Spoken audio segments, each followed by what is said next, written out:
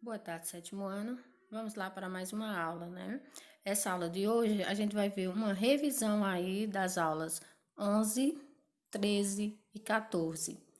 A 12 não está aí por quê? Porque a aula 12 foi uma aula também de revisão, certo? Então, a de hoje a gente vai ver aí a aula 11, 13 e 14. Então, na aula 11, né, estudamos aí transporte e comunicação no Brasil. Então, vamos lá destacar, né, mais alguns pontos aí sobre a questão do transporte e também a comunicação no território brasileiro.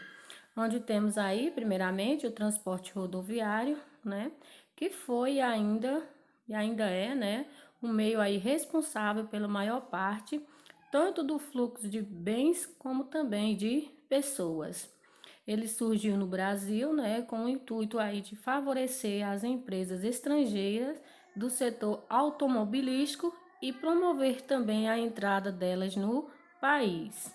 Então, possibilitando com isso a geração de empregos, onde a qualidade, né, das rodovias no Brasil é bastante ruim. Então, a qualidade dessas rodovias no Brasil ainda deixa muito aí a desejar, que surgiram, né, com o intuito aí de favorecer as empresas estrangeiras, principalmente aí do setor automobilístico e também promover a entrada delas no país, né? A instalação dessas empresas no país com o objetivo aí da geração de emprego, de empregar várias pessoas.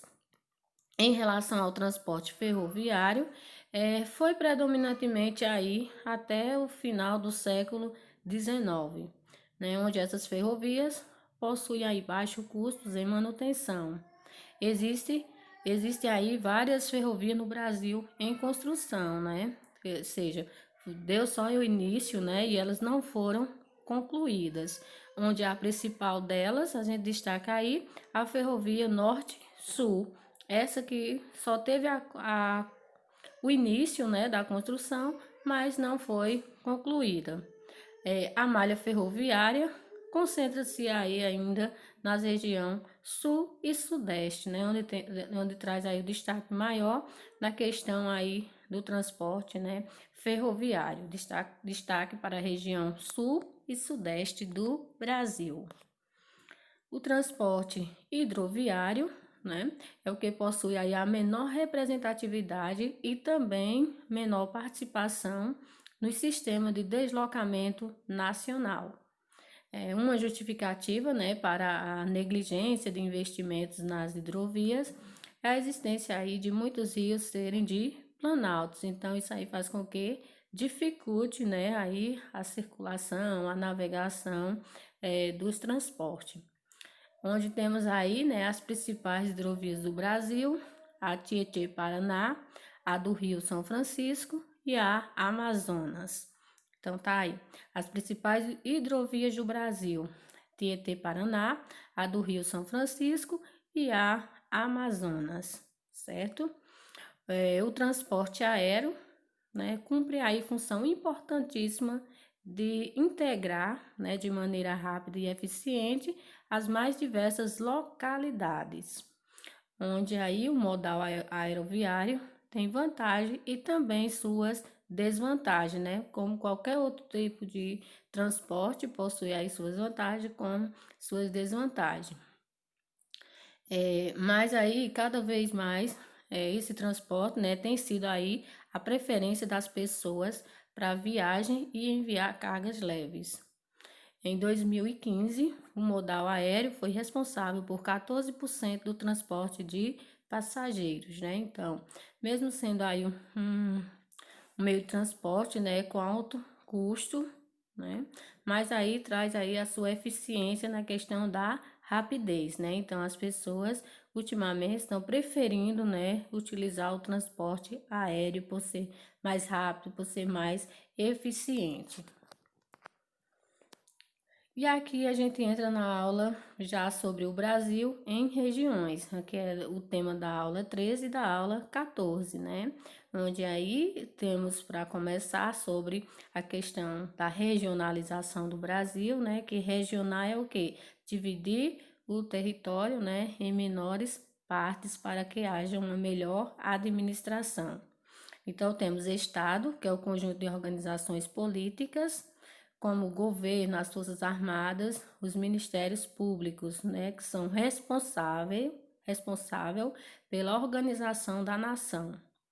A organização política, social e jurídica é uma das características de um Estado de direito. O Estado brasileiro possui como elemento aí, os principais elementos, né, que o Estado possui são o povo, o território nacional e o governo soberano. Temos também região, que é a divisão de uma determinada área geográfica, tendo como base um critério físico ou humano. Podemos criar uma região também aí baseada nos critérios naturais, como clima, solo, relevo e vegetação. Como também utilizando critérios econômicos, que são aí criados pela ação humana, onde temos aí nos critérios econômicos a qualidade de vida, nível de desenvolvimento, violência e analfabetismo. Então, temos aqui a divisão regional, né? Foi criada para permitir um melhor conhecimento e administração do território brasileiro, onde as principais divisões regionais não oficiais são Divisão Regional por Delgado de Carvalho, Divisão Regional do Brasil por Pedro Pinça Geija, Divisão Regional do Brasil por Milton Santos e Maria Laura Silveira, né? Então, temos aí essas três divisões regionais, né, do Brasil que não são oficiais. E por que essas regionalizações não são oficiais? Porque elas não foram aí criadas pelo IBGE, que é o órgão, né, responsável pela contagem, né, pela administração aí da regionalização do território brasileiro. A divisão regional por Delgado de Carvalho foi criada em 1913 e é considerada a primeira divisão do Brasil em grandes regiões, onde Delgado dividiu o Brasil em 5 Brasis: o Brasil setentrional, o Brasil norte-oriental, o Brasil oriental, o Brasil meridional e o Brasil central. O critério utilizado por ele, né, foi o critério físico, né, adotado aí para a divisão. Entendido? Divisão Regional do Brasil por Pedro Pinças, né? Essa foi criada em 1967, onde o geógrafo aí deu mais atenção aos aspectos históricos, que é a formação territorial, e também aos aspectos econômicos do país relacionados à questão da industrialização. Na delimitação geoeconômica, o Brasil aí é dividido em Amazônia, Centro-Sul e Nordeste. Então, a divisão regional aí de Pedro Pinças, né, foi baseado aí na questão geoeconômica, foi baseado na economia que ele fez essa regionalização, onde dividiu aí o território em 3 partes: Amazônia, Centro-Sul e Nordeste, onde a Amazônia é caracterizada por muita vegetação e grandes vazios demográficos. Já o Nordeste é marcado pela pobreza que assola a região. E o Centro-Sul se revela, né, aí como o coração econômico do Brasil. E por que é considerado o coração econômico do Brasil? Porque possui uma forte integração entre os estados da região.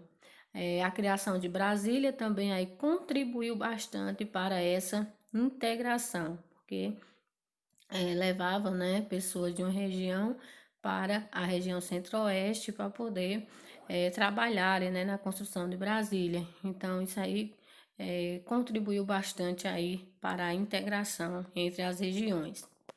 Divisão regional por Milton Santos e Laura Silveira. Essa foi criada em 2000, né? O aspecto humano foi o principal critério adotado, onde levaram em consideração as seguintes características do território: a estrutura de produção e a capacidade de integração. Eles dividiram o território em região amazônica, região nordeste, região centro-oeste e região concentrada. A amazônica apresenta baixa densidade populacional e escassa produtividade tecnológica. Nordeste é caracterizada por baixa qualificação profissional da população, né, em grande parte do território, como também elevado índice de analfabetismo e má distribuição de renda. O Centro-Oeste possui aí uma agricultura mecanizada voltada para o mercado externo. E a região concentrada apresenta a maior concentração industrial do país, apresentando aí alta tecnologia. Então, esse nome concentrado é devido aí à grande concentração industrial do país, né? Está localizado aí nessa região, como também apresentando alta tecnologia.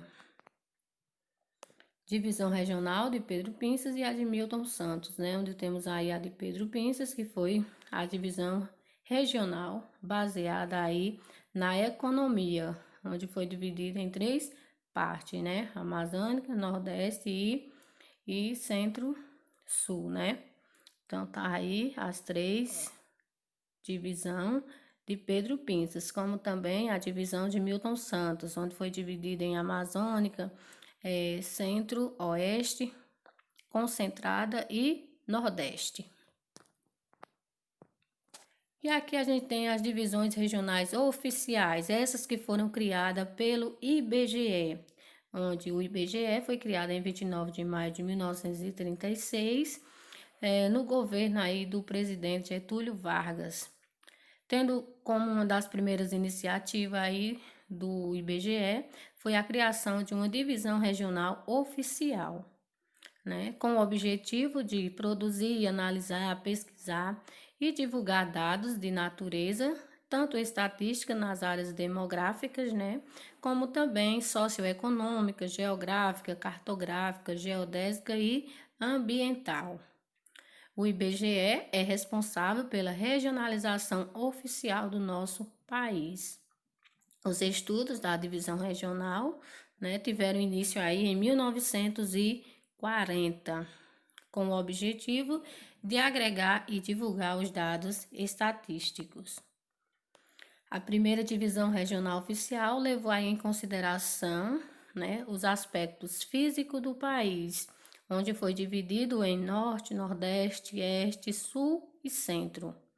A noção de grandes regiões foi oficializada aí em 1942, totalizando 20 estados e um território federal, que é o Acre. Em 1945, o IBGE publicou outra regionalização, com base aí nos critérios naturais, chamando a atenção para o clima, vegetação, relevo e solo. Então, à medida que as pesquisas avançam, né, o IBGE promovia alterações na divisão regional. A última mudança regional aconteceu aí em 1970. Então, de 1970 até os dias atuais, a divisão regional permanece a mesma, apenas com mudanças dentro das regiões.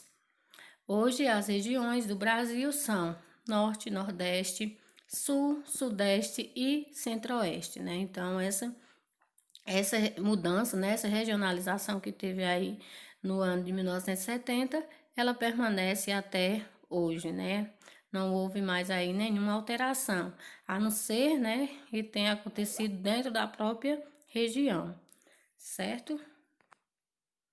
E aqui, né, temos aí a definição macro-regiões, mesorregiões e micro-regiões, onde macro-regiões são grandes regiões aí baseadas nos aspectos físicos e também de localização geográfica dos estados de uma nação.